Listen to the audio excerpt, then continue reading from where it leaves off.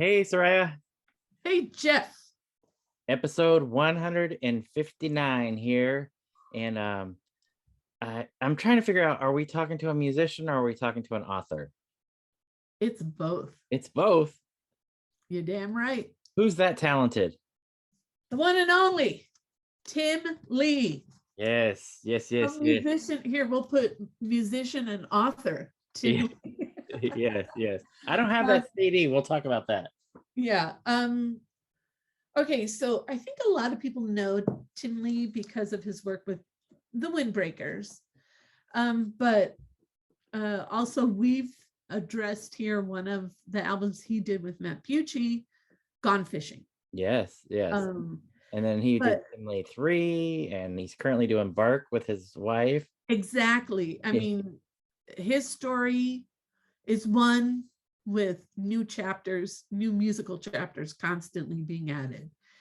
And for those of you who like a good read, and Jeff and I are convinced that so many musicians that we've talked about should be writing books because they all have great stories. Absolutely. Tim Lee, hands down, has some really good ones, and his story is a compelling one.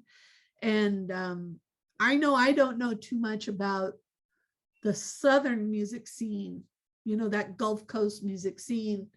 And so I really appreciate the book that Tim's given us, but I want to give everybody this little quote, and it's from his foreword. Okay. Of I Saw a Dozen Faces, The Diary of a Never Was. And it starts like this. So he basically is setting the scene that a number of people have told him he should be writing a book.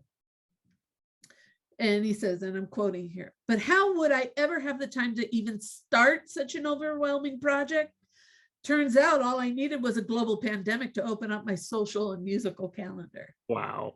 So here it is, The Diary of a Never Was. My intention is not to present a straight memoir or autobiography, although there is plenty of that among these scribblings. Nor am I interested in axe grinding or reliving old grudges. I'm too old for that crap.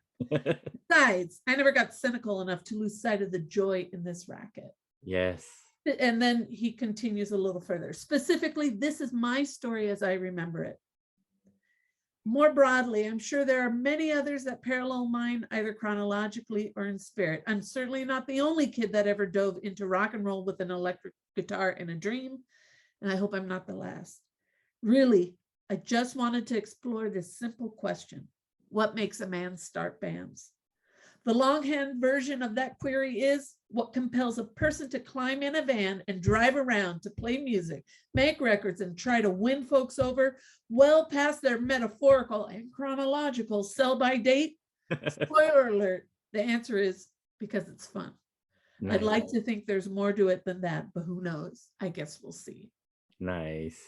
So I'm really excited. And we also have a guest host with us. Who is it, Jeff? We're welcoming back Ronnie Barnett of the Muss, because Ronnie was definitely begging for us to do this episode, which was something we already wanted to do, so it didn't take much coercing. But we're having Ronnie back on to help us with this discussion with Tim Lee about his book, I Saw a Dozen Faces. All right, so let's get started.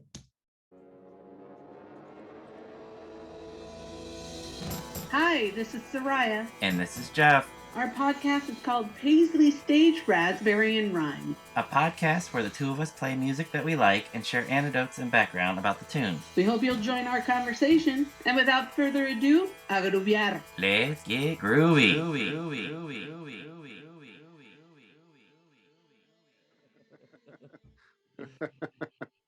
All right, Soraya. So we're super excited today. This is one that we've been wanting to do for a couple months here. And welcome back, Tim. We had you on the discussion when we were talking about Gone Fishing, but that was just a little part of your musical history as this book demonstrates. So today we'll be talking to Tim Lee, who wrote this fabulous book.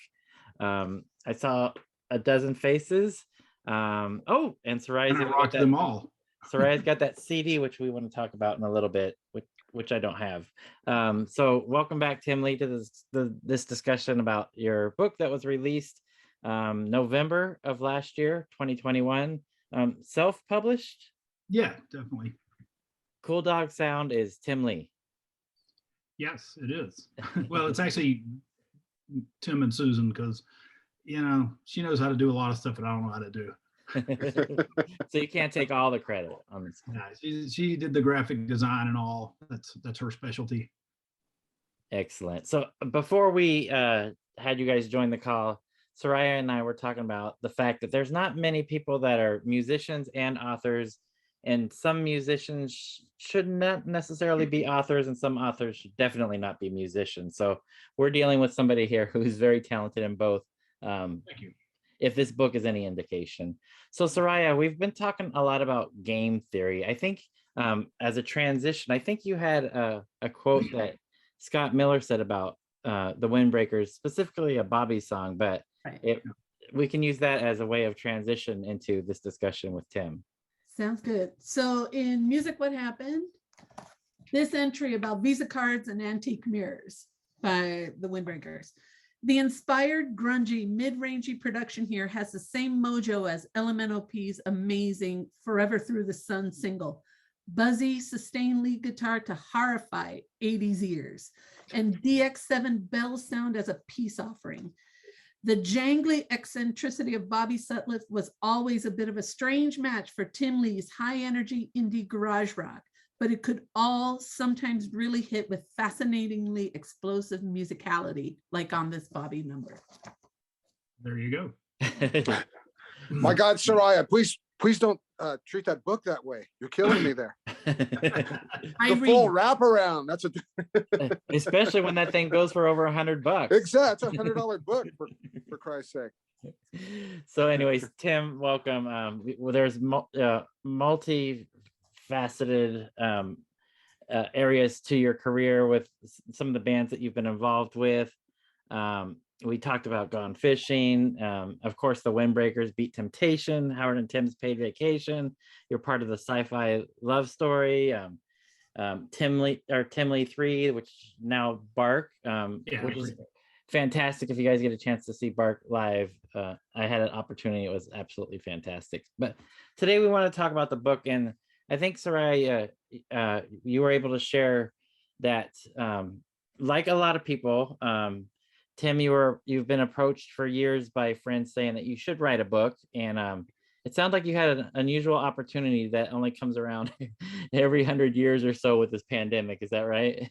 Yeah, pretty much. It was just one of those things where I just figured if I was ever going to have time to do it, then was it. And so I just got up every morning before I did anything else and put in an hour or so, and I just wrote and wrote and wrote, and the next thing you know, there was 80,000 words and 33 chapters or whatever it is. Wow. Had you kept Fun. notes? I really enjoyed it. Had you kept notes over the years, Tim, or did you just start from scratch? Like, I more or less started from scratch. I dug back through like some old blog posts and stuff and found some things that I wanted to use, but that was pretty minor. But I mean, I did consult friends, like, of course I wouldn't tell anybody I was writing a book. That's like so presumptuous, but I'd be like, yeah, I'm working on this project. Do you remember this tour we did together in 1987? And they'd all go, yeah, I got a ton of memories. Go like, cool, tell me about it. And I go like, yeah, I don't really remember anything. So it was a lot of that. Yeah. I want to talk about the because you do start from the beginning, and you were in band. We'll get to the Windbreakers, of course. But you were in some rock bands early on. Tell us a little about your rock bands, what songs you would play, and what your hair looked like. My hair was fantastic. I totally had like the white boy fro in high school. It was, Nice. But where I grew up in Jackson, Mississippi, as a teenager in the 70s, there were no original bands around there. And so, you just played in cover bands, and that's what it was. And so, I played guitar, and my friend Benny played guitar. So we were really into like guitar stuff. So we played, but we had a singer, Lisa, so we did a lot of Heart and Fleetwood Mac and stuff. But Benny and I would, of course, we could do all side 3 of Thin Lizzy Live and Dangerous. And so, because I mean, as a teenage guitar player, I was totally into it. But then, I'd go home and listen to Patti Smith and the Ramones and go, I want to do this kind of thing. But you know, you just played what you played and what other people were willing to play as well. And I mean, it was great kind of training, you know, because you end up, especially in the deep South, playing redneck bars in the middle of nowhere, you kind of prepares you for anything else that comes later. True. So you were doing those dual lead, Thin Lizzy guitar Oh, lines? totally, yeah. We wow. spent hours working those things out, you know. So would you be the melody lead or the harmony lead? Whichever part Benny told me to play, he was a lot better at that stuff than me. I tell him, you work it out and tell me which part to play, and I'm there. Nice. Soraya, one of the stories that you really liked had to do with Matt Pucci, and we were talking about Gone Fishing at one point, but there was a pre-Gone Fishing story, I think. There's a band that had one shot, one night. That's it. Crosby, Stills, and Nash, and Pucci. That's it. And hell of a set list. Jeff, listen to this. Covers of Television, Neil Young, Love, and Donovan's Atlantis. That's right. Yeah, that's a badass group right there. Yeah, well, it was while we were making Gone Fishing, and there was this neighborhood bar around the corner from my house called CS's, and we hung out there a lot, you know, after the sessions. And so one night we were hanging out there, and Bobby Sutliff was there, and then Bruce Golden, who played drums on Gone Fishing, was in Beat Temptation and stuff. We were hanging out, and somebody pointed out that the Primatons were going to be playing like 2 days from then at this local dive bar, and so we were like, great, we're opening. So we just decided we were going to do it, and we did. And yeah, it was it was completely a mess, but completely fun. And of course, any chance to see the Primatons was magic. Nice. Yeah, they're one of the great lost bands. I really love those Primatons records. I never saw them live, but yeah, I mean, we played tons of shows. They were like our brother band, because they were like the closest band in the Deep South, being in Birmingham. And we did tons of stuff together, and they stayed at my house all the time. And I just, you know, I can talk about that band all day. That's one of my all-time favorites. And they had a member with a big white afro as well, if I remember correctly. Yeah, Mott's hair could get out of hand. Yeah. Yeah. So Tim, I wanted to talk about your writing style. So I'm trying not to be offensive, but it's very impressive, your writing style. Did you have any kind of literary background? It's very well written. Well, thank you. I'm a big literature fan, and I used to write. I did magazine work for years. This was my day gig, and that's Ronnie's thing. Yeah, and but I also edited magazines, and so I really kind of treated the book like I was putting a magazine together, and every chapter was a feature story, kind of. But you know, I definitely wanted to have a consistent voice, you know, and I guess if I was looking to anybody for the voice, it was probably the voice Kinky Friedman uses in all of his. You know, he has these novels that are, you know, private eye stories, and the private eye is Kinky. You know, it's him as the main character, and and I probably stole a bunch of quotes from him too, because I just love the tone of voice in that. And so I kind of did my sort of, you know, kind of backwoods version of that. No, it's very, very well written. The book reads yeah, definitely somebody who is very intelligent, as well as a great storyteller.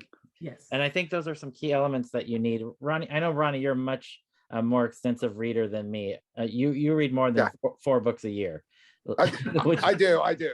No, it's a very conversational style, Tim. It's like you're hanging at a bar with you, and you're just kind of laying out your life here. It is really well written. It's funny, and it's you know. Well, that was the intention. I mean, it should have been, you know, I wanted it to be conversational like that. And I read a lot of literature, but I read a lot of what I call, you know, rock books, and I love them, you know, but and I really like the ones by lesser known people, You know, like I could kind of care less about the Pete Townsend book, you know, Mhm. Yeah. or the Neil Young book, you know, but give me Amy Rigby's book and I'm all about it, or, Yeah. you know, the Paul Collins book, something like that. Mhm. And one of the books that I really found inspirational was called Aching to Be, and it was by this woman named Joyce Raskin, who played in a band in New England called Scarce, that Hmm. a fellow from here in Knoxville, Chick Granning, was the front man of, and they were like a '90s thing, very much on the verge of making it. And they were touring with Hole and all this stuff, and Chick had a brain aneurysm, and it just kind of sidetracked the whole thing. And she self-published this really great book that Susan just happened to see it when it came out and ordered it, and otherwise I would have never seen it. But it's just a fantastic, you know, telling of the story from somebody that had never written a book, and they self-published, and just it was really great. And it was really, you know, one of the most, it probably has inspired me as much as anything, because seeing somebody do that and not be, you know, Jimmy Page, it's cool, you know. Yeah. So some of us other people have good rock stories too, not just the Yeah. big people. Yeah, no, that book sounds fantastic. I gotta find that. There's also one, I forgot her name, but the drummer of a band called the Student Teachers in New York City. Oh yeah, the girl behind the drums. Yes, thank you. Yes. That's I read that one too. That was great. yeah. No, That's exactly what I, you know, if I'm, Yeah. that's my favorite kind of book, you know. no, same here. So Yeah. So Tim, was the thought always to self-publish, or were you shopping it around, or? I more or less figured I was going to self-publish. I have friends who are involved in some academia, and they were like, oh, well, you know, you should send it to this university press and blah, blah, blah. And I talked to a couple of people, and it just sounded like a lot of jumping through hoops. You know, we got to do peer review and all this. I'm like, this is not an academic book. It's a dumb rock book, you know? And, and it's also, I also kind of had that punk rock spirit of it. It needed to come out now, not after a year of talking about it. You Yeah. know? Yeah. The only thing, you know, I mean, I would have loved to have done something like that, simply to have had another copy editor work on it, you know, because I like that kind of thing. And because I feel like, you know, I'm real happy with the way it turned out, and I'm proud of it. You know, I feel like it could be tightened up a tiny bit, but I'm not the person to do that. So that would have been cool to have somebody tighten it up a little bit, but I'm totally happy the way it worked out. It sold way more than I ever expected it would. I mean, I thought, you know, I'd sell a handful and I'd be happy, and it sold several handfuls. So great. Did Susan have to edit a lot of stuff out of this, or is it pretty much? no, You know. where she was actually got me to add stuff. I mean, you know, Okay. because she would read it and go, well, aren't you going to put that story about such and such in there? Why didn't you do that? And I was like, because I didn't remember. Thanks. I better write that down. You know? So she was super helpful that way. And, yeah, because, you know, it's a lifetime of stuff, and you're just kind of going through, and you get fixated on one story and it makes you forget another one. And so, you know, but then some of my friends that, you know, guys that I hang out with from time to time, I was like, come on, what stories do I bore you with? Remind me. Yeah, it's funny. Our friends will remember things that we don't. You know, and speaking of Susan, and you know, at the heart of this book, it's a love story. It's the love story between you two. It runs all through this book. I mean, you guys met a long time ago, correct? Yeah, and we've been together for 41 years or something. But Yeah. it's funny, I didn't think of it that way until my friend RB Morris read like an early draft of it, and that was the first thing he said. Is like, well, yeah, it's a rock and roll story, but it's a love story. And I was like, you know, you're right, you know. But as I said, you know, there's no way I would have done anything that I did without having had Susan's support and help with all this. Because I mean, we really are, you know, two half-asses that make up a whole person. Right. Well, like you know, I'm a quarter ass. She's like 3/4. So we like, it takes most of it. She pulls it together. Exactly.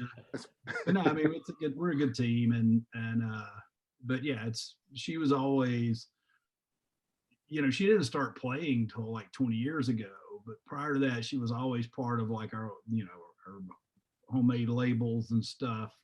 Was always involved. So it was just natural. But yeah, it was, and you know, and then in the what I think of the book kind of as in thirds, and like the last third is once she started playing and all of that. So, but yeah, it is a love story. So when the rights get sold for the movie, they're probably going to focus on the love story part, right? Oh, I'm sure. This actually would be a great movie. It actually really would be. Because you've been through comedy. well, of course. Yeah. Of course, but again, at the heart, that love story. But Yeah. yeah, you've been through a lot of groups and a lot of incarnations of groups, and even your solo work.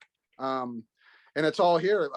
Let's go back to the Windbreakers. Like, how I know Bobby was in a rival band, but how did you and Bobby Sutliff decide to form this power pop group, the Windbreakers? Well, you know, we, like I said in the book, we spent a lot of time hanging out, just listening to these records, you know, Big Star and Flamin' Groovies and Dwight Twilley, Shoes and whatnot. And I'm trying to remember that, but yeah, I think my band was in the process of breaking up, and Bobby quit his band, and he just called me and said, if the way I remembered, he just called me and was like, all right, we're going to do the band. I'm like, all right, cool. And so we did. And again, we were still in that situation where everybody was playing cover songs. So, you know, but we already knew like a million Beatles songs or whatever. So we could play as long as you needed us to. Yeah, but we were always working our songs in and always working towards, you know, making a record of sorts. And so, you know, it was just a natural thing. We were buddies, and, you know, still are. I mean, always, you know, it's like I think I said in the book, even we always hung out even when we didn't get along, you know. Yeah. So, but, And it was always called the Windbreakers, Tim? oh yeah, world's worst name, in it. There's one. No, it was like, oh yeah, it was a bad joke that stuck. And this, the name came because we were, before we started the band, and we were in a, you know, opposing bands, I guess.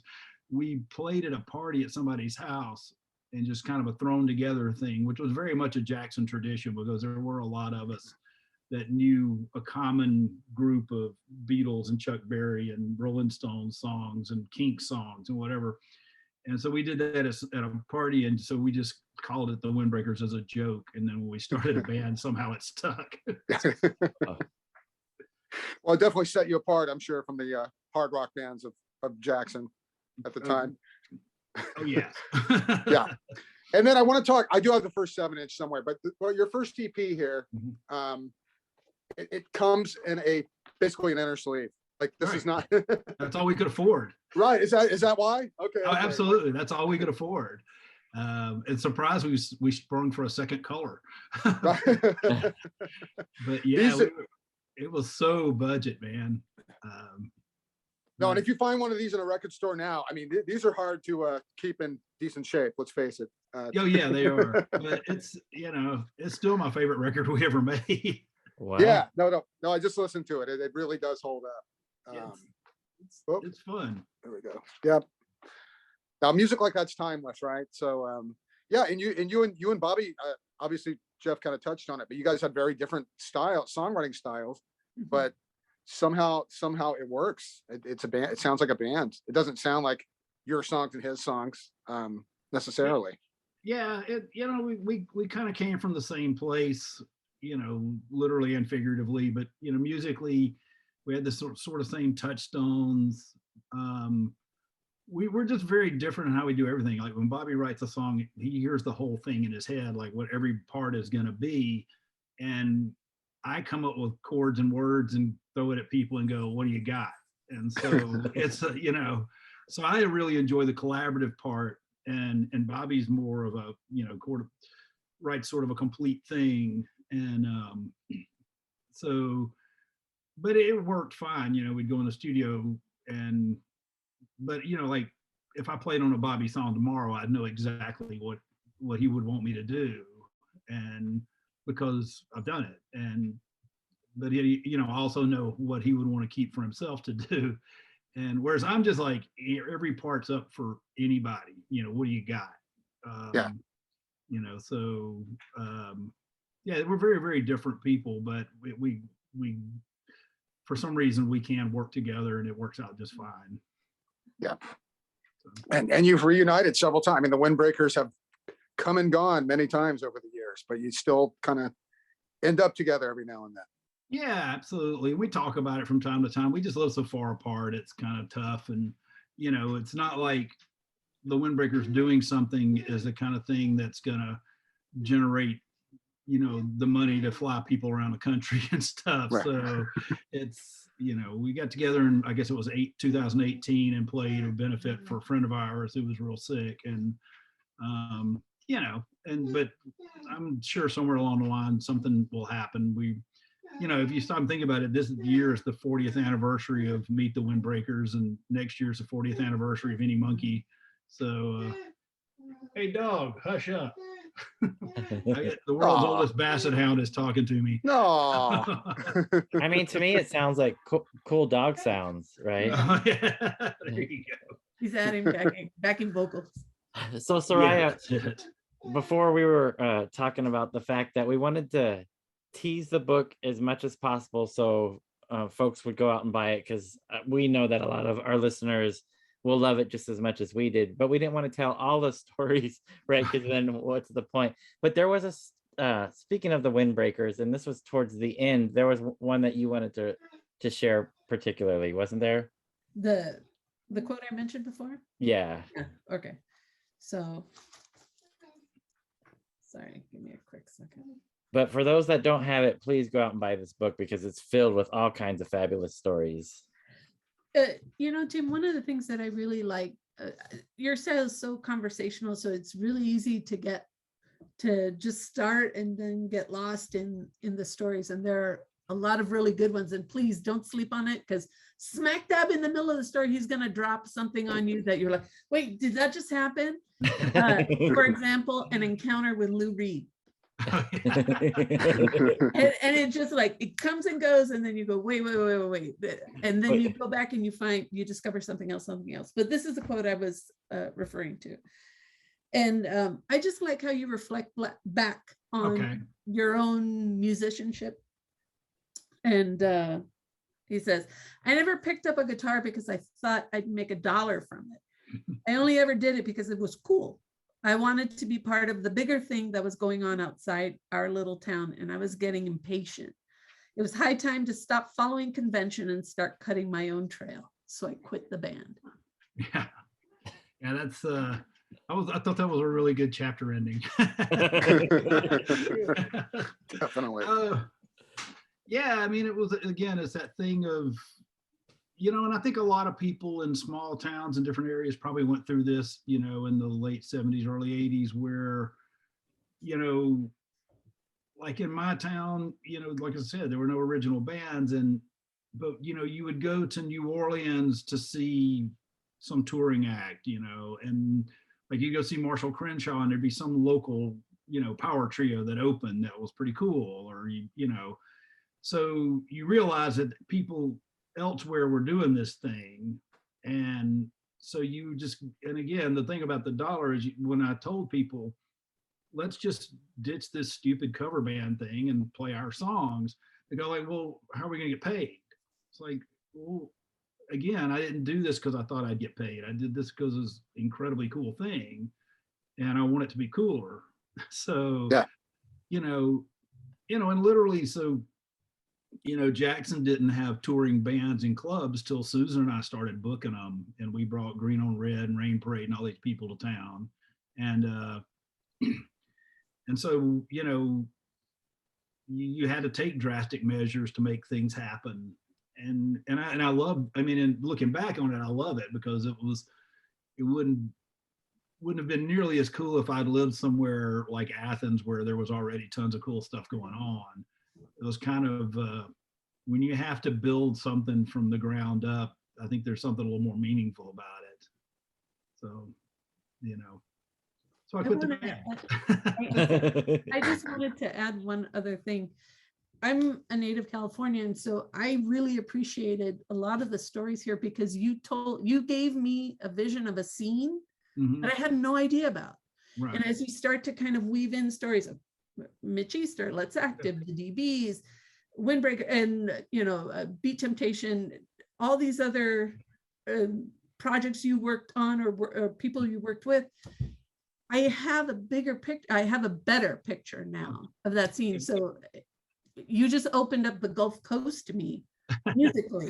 Yeah. And I'm appreciative of it. Yeah. Well, it's yeah, it was a great scene in its own way. And you know, when you went on tour, you played with your friends, you played with Game Theory, you played with Dump Truck, you played with, you know, the people that were doing the same thing you were on, you know, one way or another. And so it was all, you know, like I can remember like running into bands at truck stops, you know, like, oh, look, it's those guys. And they go, oh, it's those guys. And you'd say, hey, at the truck stop. And then you'd go north, they'd go south. And so it was, you know, it was still the ground floor of sort of the American independent scene, but it was, to me, it was really exciting. I you know, I don't know if I conveyed that enough in the book, but just how exciting it was to be part of that. And, you know, and again, being around all these people that I admired and looked up to, and, you know, because, you know, the first time I went on tour was playing in Let's Active, and, you know, they were like really popular. And so through that, I met everybody whose records I liked just about. And, you know, and I, you know, Mitch Easter has just, you know, been one of the greatest people to know all these years, because he's a fantastic guy in addition to like an amazing talent on so many levels.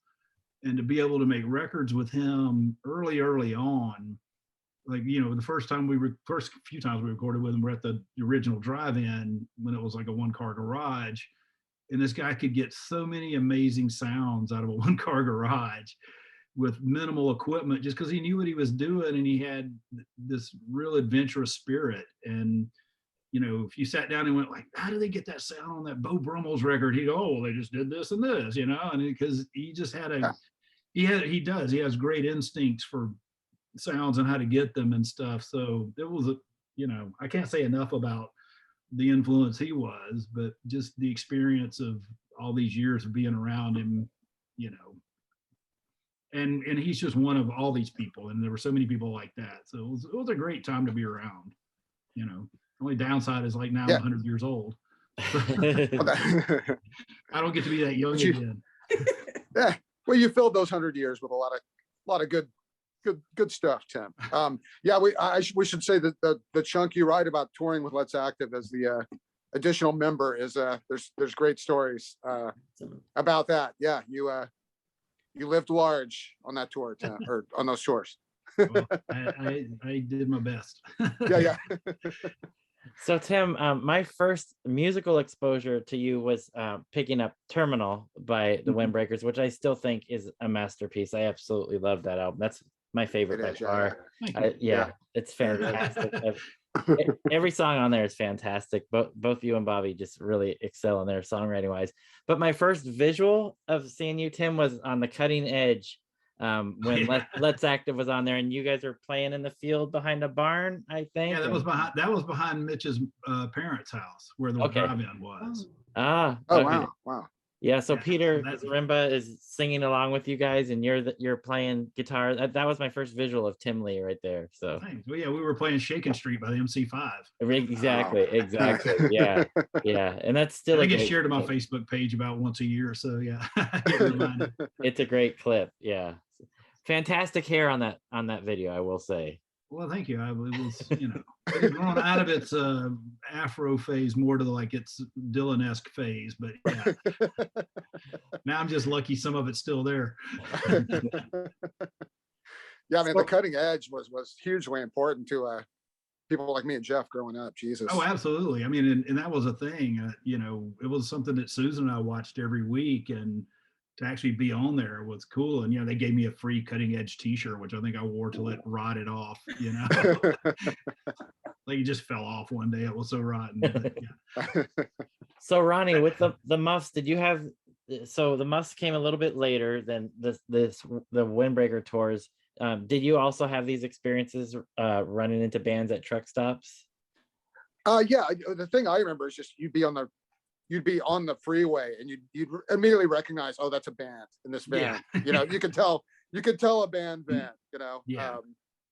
And yeah, I mean, truck stops. Oh, Jeff, don't give me PTSD here. Uh, So I'm just thinking, Ronnie, from your perspective, reading the this book, bathrooms. Oh my God, the bathrooms. I remember once we stopped at a rest stop and I chose to use the woods behind the rest stop instead of the rest stop. That says a lot. Yeah, exactly. yeah. So Ronnie, I'm really glad that you're here with us today, because your perspective reading this book versus Soraya and my perspective is probably much different, because being in a touring band, there's probably some of these stories that you can absolutely relate to. Were any of these stories, do they like bring up some of your personal experiences, or any of them that like really stood out to you, or the opposite, anything that you were like, whoa, that never happened to us? Well, I mean, a little of both, but yeah, it's fun. The stories that stick out as far as playing gigs, and Tim can probably relate, are the gigs that are really good, and then the ones that are really bad. And he describes some really bad, ones where there's no, nobody there, and you're told to go on and play and that kind of stuff. And they're always in like, Arkansas or something. No offense to that neck of the woods, Tim. But you can't play Chicago every gig, right? You got to you got to make your way. Yeah, you got to make your way to the big cities. And there's the weekend, and then there's Tuesday night in Pittsburgh. Yes, yeah. That quote to me is perfect. Tuesday night. Yeah, I still use it all the time. Yeah, but in our case, we ended up on the major label early, and so we had tour support, and so we didn't. We slept in hotels, so that's a huge. You guys played to several dozen people. Yeah. Well, yeah. We played to several dozen people. But the accommodations, that's the thing that was always most important to me. Where are we going to sleep tonight? Hey, and there's less of us too. There are only 3 of us. So yeah. Nice. Yeah. Yeah. So there's one thing that I did want to bring up, but I'm kind of leery about it since it's no longer available. And Soraya held up the CD. So the original copies of the book, you included this CD, Tim, which are now long gone, because by the time I tried to order it, the CDs were gone. So I had to order from the big A, my personal copy. But can you talk about putting the CD together as a companion to the book? Yeah, it just seemed like a good idea, it was kind of interesting trying to cover, almost 40 years in 78 minutes or whatever it is. So I think, as I remember, I did a lot of like, I'd make a list, then I would change and go, oh, I should put this instead of that. And then some things I just put it on there because I put on there because I wanted to, because maybe they were a little less available or a little more obscure. But I did want it to play through kind of convincingly, and not just be completely herky-jerky all over the place. But again, it was probably Susan's idea. She's good with that, but to do it, and then it was fun to go through it all and listen to stuff and figure out what might make kind of a cohesive listening experience. Was there any thought or reason behind having a very limited run of that? Was it like a financial, or just you wanted it to be limited, so there's only it was to go with the pre-sales, and we limited it to 200, and just because and you can still access the whole playlist on Bandcamp, but it was just that's something we've always done with pre-sales of our stuff, is tried to offer limited edition things,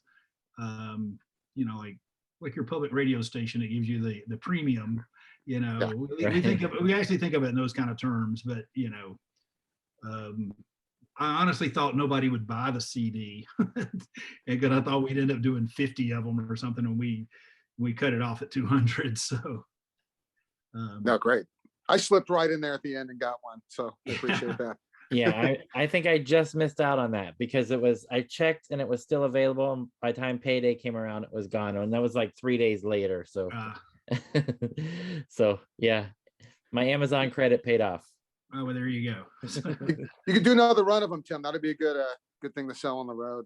I don't Oh, mean that's to be your true. manager right now, but yeah. All right. We'll sign up. Yeah. It's a great retrospective of your career, right? It's Oh, well, thanks. yeah.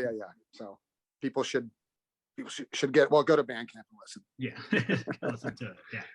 But yeah, I learned from the book, Tim. There's a Tim Lee record I didn't know existed. It's the one you made, I guess in the early '90s, and it lost its home and ended up coming out a few years later in Europe only. I still Yeah, don't the have New that. Thrill Parade. Yes, exactly. Yeah, I made that one. Yeah, I made that in '89 or '88, and with Gene Holder and Will Rigby from the DBs, and I really felt like I was kind of at my peak. I felt really good about what I was doing, and of course, I loved working with those guys. They're just hilarious and just so much fun. And we created this thing that I was super happy with, and then the label folded and it sat in limbo for so long, and that probably had as much to do with me getting away from things for a while as anything. That was such a huge disappointment, because I just felt so strongly about that record, and I still really like it. I'm still real happy with it, and every now and then think about reissuing it or something, but but I mean, it got so far as we had test pressings for the album and everything, and then it just Oh wow. yeah, so it was, Yeah. the artwork was all done, and then it was gone. So Oh it's well, that would be a good reissue. I'd say, because yeah, never seen. I should look on Discogs. Somebody's probably got it. yeah, they're not. I don't think they're that hard to find. I mean, maybe that's changed, but it used to be I'd come across them every now and then. If they were cheap, I would buy one just to have. Right. Because Okay. I mean, the label never even the French label never even sent me one. Danny Beard wow. gave me one from Wax and Facts. Oh, The person in the band is always the last to get copies of stuff. Yeah. Yeah. They never think of, yeah. Okay, so you say, yeah, you brought up how that kind of put you off doing it for a while. What got you going again? Just the love? You missed it? Really, it more than anything was Susan starting to play. Yeah. She woke up one day and said, "I want to learn how to play bass," and 6 months later, she was on stage. I mean, she's a natural, and I had kind of reconciled myself to stuff and was feeling like maybe getting into it, but then all of a sudden I had a reason to do it, and it really gave me a chance to like, I don't think it gave her a chance to do all this stuff that she had been on the sidelines for before. And for me, I got to see it all through a different, set of eyes. And so it was really rewarding that way for us to do all this stuff that I already done, but for us to do it together. And, Susan's totally into it. She's great traveling, complete road dog. She's like, as she gets on the road, she's like, I'm just one of the guys, and Yeah. So yeah, that was it, and it's been pretty rewarding. Yeah. Also, you don't have to audition all these pesky musicians, right? Yeah, exactly. Yeah, it's funny. Yeah, we went from a 4-piece band to a 3-piece band, and then just a 2-piece band. So I did want to talk a little bit about Bark, the 2-piece band that you do with your wife Susan. So Tim, you're a very, very good guitar player. So you're very, very talented. And I noticed with the Bark stuff, all, if not most of it, you're playing the baritone guitar, right? Well, it's a bass 6, which is actually lower than a baritone guitar. It's a 6-string guitar that's a whole octave lower. Wow. So you get both ranges, As an accomplished guitar player, that had to have changed how you approached music? Was it like opening up a whole new thing as far as songwriting for you, playing the bass 6? Absolutely. It just you just had to have changed the approach altogether. Because you're, in essence, in most instances, I'm playing bass and guitar at the same time on some level, so it's just, but it was fun. It was a challenge, and so yeah, it's been it's a challenge sometimes, but that's part of the fun is the challenge. Yeah, and the two of you, from the videos I've seen and the one live show that you guys did when you were out here, it looks like the two of you are just having a blast playing. Oh, we do. Absolutely. And that's, I mean, with that, if I can have that, why would I not play? Because it's just, there's a lot of joy in it. And that's,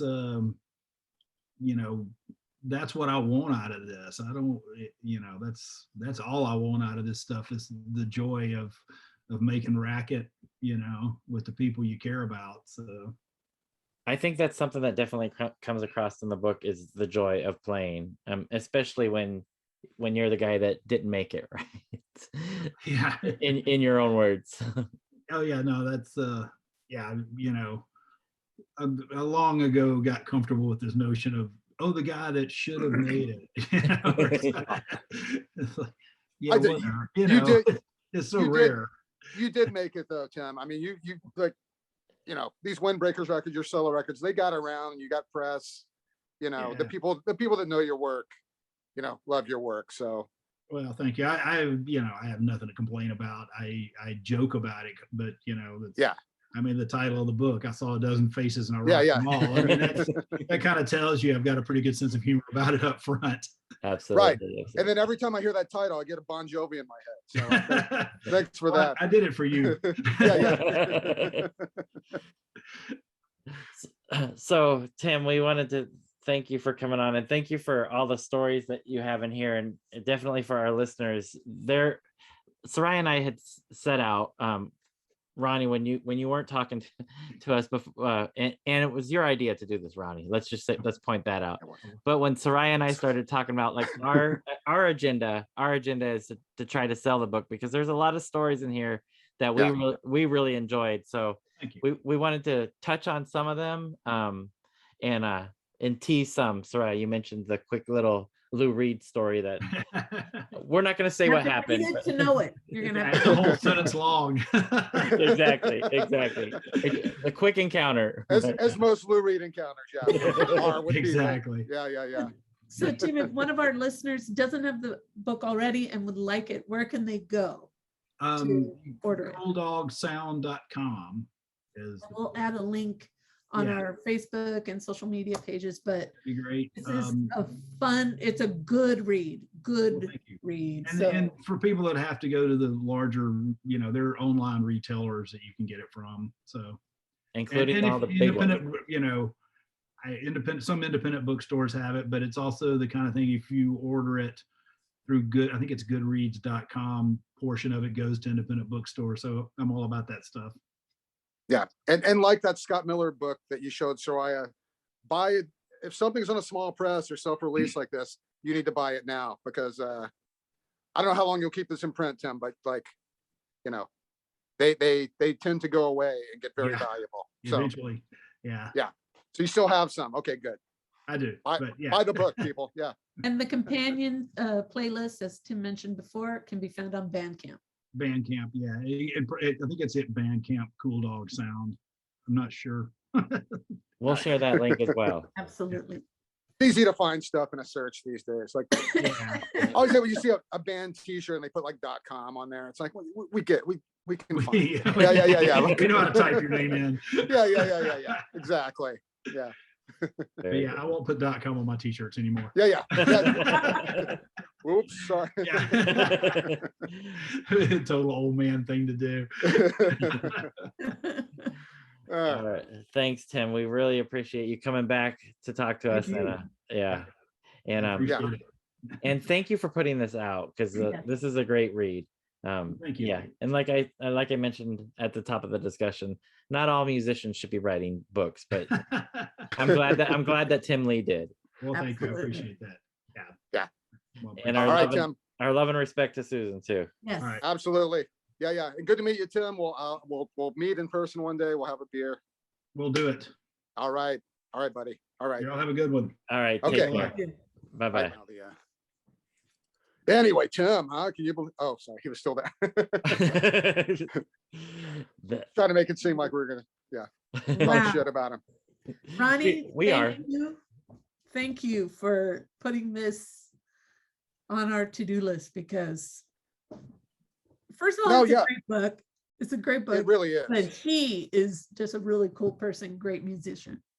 Very cool. Very cool. And yeah, like we said over and over, I mean, this book is just, it's a fast read. Well, for most of us, Jeff, it's a quick read because it is I hate to use a cliche page turner, but it really does. You do want to keep going and see what happens. And Tim has had quite a career. He's had a lot of ups, a lot of downs, a lot of mediums, and it's all here. And like you said, Jeff, like it's very well written. It's funny.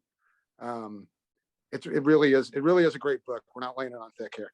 So yeah, I told Jeff, I remember mentioning to Jeff before the book came out, like, you should do Tim, you know, you only talked about the one record with Tim. We should really have Tim, you know, he's got this book. And then Jeff forgot about it. And then I reminded him a couple weeks ago. Yeah. So Well, there was the holidays, so there was that. But true. it's definitely been on our short list, right? Sorry. Oh, Yeah. absolutely. Yeah. No, great. I don't know what kind of list you guys keep going, but Oh, no. Yeah. We actually do have one. So yeah, okay. trust me. Yeah, So- Soraya, I said to Jeff, I go, look, I know you're a slow reader, but this book's been out a couple months. We need to get this. We do have a list, though. We keep track of these. Oh, there's the list. No. People are going to zoom in. People are going to see if they're on the list. No, great. So Ronnie, thanks I for love having you on Absolutely. as our third. See, I keep Aw. wanting to say something that sounds right in my head, but I know Ronnie Barnett's going to twist it. no. And so I was you- gonna say, I like having you I on got- as our third member. And I then got a bad rep. I know. no, Oh, not I a bad rep, an honest rep. I really, no, I really appreciate you guys letting me hop on board on these because these are, you know, I've said it before, but these are my heroes as well. And yeah, I love talking to people. I love talking to people, meeting people, and hanging with you guys, of course. And you know, maybe there's 10 people that watch it that appreciate it, and you know, for I all think of more us. than that. We're number 200 podcast in Norway. Whoa, really? Yes, we are. Nice. I think we moved up to 94, Soraya. Oh, excuse me. We're number 94 in Norway. Oh, So ooh, we should more than 10. do a festival. We should do a Paisley Stage Festival in Norway. Woo! We are the 94th top episode of Paisley podcast based out of California, Southern California, in Norway, or at least Wow. at one town in Norway. So Congratulations, you guys. thank Yeah. you to the people of Norway. But But in all, Ronnie, yeah, I want to put a small parenthesis here. Ronnie, can we just ask you to plug the Record Store Day release? Sure. Just- Oh yeah. announced today. Announced you. today, so now we can talk about it. I know. I was like, when do I announce this? And then I knew the list was coming out. I thought it was this week. I knew it was this week or next week. And sure enough, I woke up to Jeff had posted, and I was like, oh, I guess it's official now. So yeah. So stay with me here. It's a little confusing. I'll start with the fact that our fifth album, Really, Really Happy, from 2004, is getting reissued in May on Omnivore Recordings. For some reason I thought it was a double record. It's not. It's a single record, but with a bonus 7-inch, and that's going to be the vinyl version of it. The 2 CD version of it is what's included on the vinyl version, which is the album and the bonus tracks that were on foreign releases of it. And then the second disc is a disc of an entire disc of Kim's demos for the whole record, minus maybe 2 songs that made the record and plus a couple songs that didn't make the record. So yeah, and so that second disc of Kim's demos is being released a month early on Record Store Day as a vinyl standalone release. So if you want that on vinyl, Record Store Day release is going to be the thing. And it's got a really beautiful cover. That's a selfie that Kim took. I posted it today, the cover. Yeah, and I didn't show the back. The back is like, it's literally taken from this disc Kim made me. as I write, I was always a non-technical member and I didn't understand opening links, or I didn't enjoy going on a computer and trying to learn a song, right? So I always requested burn discs. And so I had a big pile of like discs with like 1 and 2 songs. And right before we recorded, Kim made me this comprehensive disc, which you will all hear, of all the songs we were gonna, do. And like I say, give or take 1 or 2. And as she called it trashy. I always get mixed up on the words. Trashy Muffs demos for Ronnie. The graphic on the disc is like the Memorex CDR with her handwriting. She wrote all the songs on the little insert, and so the back of the record is all the songs written in her handwriting. And yeah, and for the liner notes for that, I wrote it in the form of a letter to Kim, and just about the release and carrying on without her a little bit. And I'll try not to get choked up, but yeah, it's our first. And if anybody knows the band, yeah, we're skipping a record in our reissue campaign, but it's because the label that owns it, Fat Records, won't license it to us.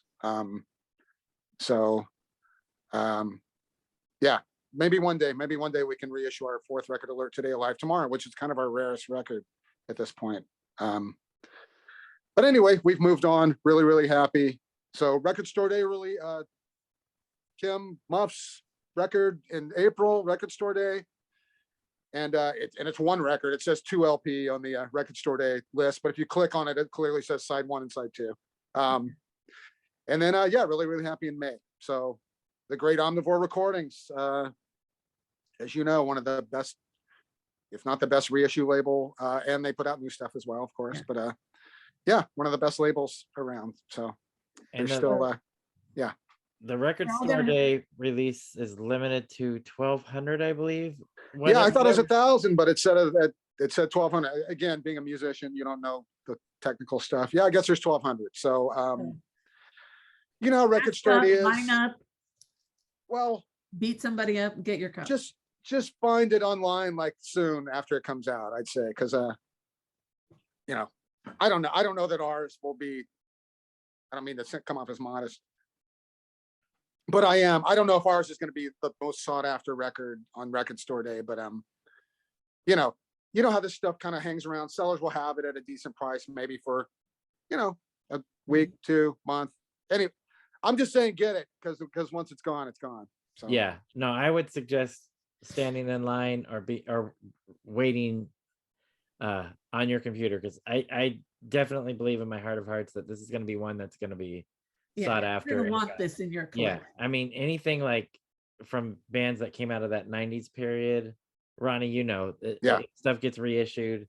And the Muffs are a well-known name, so we ain't the Squirrel Nut Zippers, Jeff, but thank you.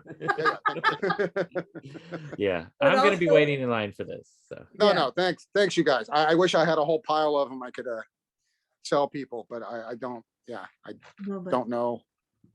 Anyway, we're gonna want this though. So, and think what Tim Lee said.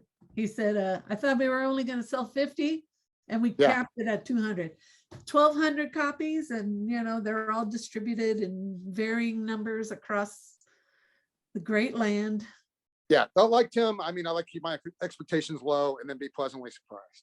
So There you no, go. already my friend Tom, Time Bomb Tom, that runs a store in Green Bay, said he's gotten emails about just our record, like not a surprised. couple already. Yeah. This just announced today. So anyway, yeah, a lot of Very love, exciting. a lot of love online here for it. So And Paisley Underground related, Rain Parade, Explosions in the Glass Palace. There's going to be a reissue with Sad Eyes Kill included on that. So yep, that'll be another one that we'll be looking after. I'll buy that record as many times as it comes out, Same. just like you guys. Yeah. Every There you Same. go. There you go. All right, Ronnie, we love having you on. I know you have a big day, afternoon, evening ahead, so we're not going to keep you from that. But thank you so much again for No. helping us with this talk with Tim Lee. Thank you, Soraya, and thank you, Jeff, and thanks for having me. And I'll see y'all soon. Thanks, All right. Ronnie. You know where to Appreciate find me. Okay. it. I can Well- figure out how to. There we, oh God. Does this make the air? Where's the leave? There we go. Don't Okay, worry. you guys. I'll see you soon. Bye. Bye. Soraya, thank you for doing this. And Tim Lee, man, what a cool dude. What a great person, first of all, and also his enormously talented wife Susan too. I mean, if you haven't listened to the Bark recordings, go get them. Yeah, They're great. yeah. They're great. Yeah. And you know, talking with Tim Lee, and you know, I had to write it down the way he said it. You know, there's a lot of joy. That it's the joy of making a racket with the people that you love. And one of the things that is really evident throughout the entire book is the love and respect that he has for music. And you feel it, you sense it. And I wanted to add this one detail. So he referred to Tuesdays in Pittsburgh, where these midweek gigs maybe just don't, you know, they're in places where maybe there's just not a lot of public to follow the show. So he refers to this one show, and there weren't a lot of people there. And one of the members of the band was very disappointed. And he says, we're going to go out and rock them. Yeah. And he said, in my mind, there's a show, I'm there, I'm going to rock every single body that's there, even if it's just one. And that is kind of this consistent philosophy that we hear, that we see throughout the entire book is, this is my music. I'm going to play it because I love it. And 1,000, a million, my job is to rock, literally like rock their face off. And you go, how can I not be behind a guy that says that to me? Absolutely. That tells me that. Yeah. I love music so much, all I want to do is play. And my wife likes it. So, you know, like she said, hey, you know what? I'm going to learn the bass. Boom. Here was one story I didn't want to tell because, you know, it might put Mel Bay at, I don't know, in a weird place, but he refers in the beginning of the book of wanting to learn the guitar. And where do you go? You go to the start, right? You go to a Mel Bay book. Yeah. When I was a kid, my mom was driven to get me to play the guitar. And me and the guitar, we just don't jive. And I remember going to a guitar class with this Mel Bay book. And I'm like, oh, man, you don't want to know the things I thought about Mel Bay. Because I hated it. But when I was reading the book and he goes, Mel Bay was my start. And then I broke free of that. And I'm like, see, I just didn't give Mel Bay enough time to push me out the door. But I Yeah. really like this talk with Tim Lee. And again, his book, I Saw a Dozen Phases and rocked them all. Available through various online sellers. Please go get it. You will not regret it. Yeah, and it's not that expensive. I mean, under 20, I think under 15 maybe. So Great storyteller, and just a really, really good person. So I'm Absolutely. glad we had him on again. agreed. Jeff, I hate to end it. We have to. Okay. Well, then, mi gente, agruviar. Groove on, Paisley people.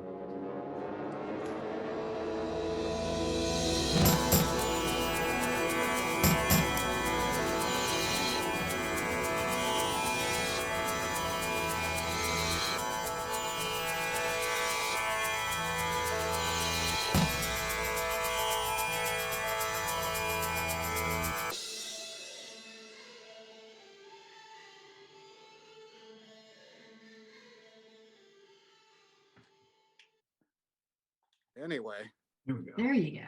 Now I can hear it. look at it. That's key. Yeah, that is definitely key, especially if there's going to be some questions involved. Well, I just nod my head a lot. Or just give out some random answers, and then we'll think of a question to go with the answers. There you go. Yeah, do it all in That's post-op. Yeah, or you just say the answer's in here. Yes, Yeah. Yeah. Buy the book. Yeah, just 167. read the There you book. go. So I'm a little disappointed that only half of us have beards on here. So You know.